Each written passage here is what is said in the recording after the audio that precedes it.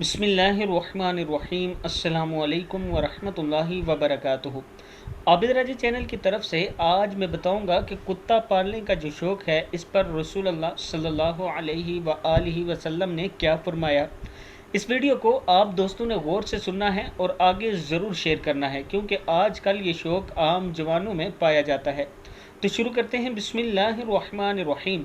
रसूल अल्लाह सल्लल्लाहु अलैहि वआलिहि वसल्लम ने फरमाया, जिसने ऐसा कुत्ता पाला जो ना मवेशी की हिफाजत के लिए है और ना शिकार करने के लिए, तो रोज़ाना इसकी नेकियों में से 2 क़िरात की कमी होती रहती है। सही बुखारी सही मुस्लिम दोनों में मौजूद है। फिर सुन लें, रसूल अल्लाह सल्लल्लाहु अलैहि वआलिहि वसल्लम ने फरमाया, जिसने ऐसा कुत्ता पाला जो न मवेशी की हिफाजत के लिए है और न शिकार करने के लिए, तो रोज़ाना इसकी नेकियों में से 2 क़िरात की कमी होती रहती है। सही बुखारी और सही मुस्लिम दोनों में मौजूद है।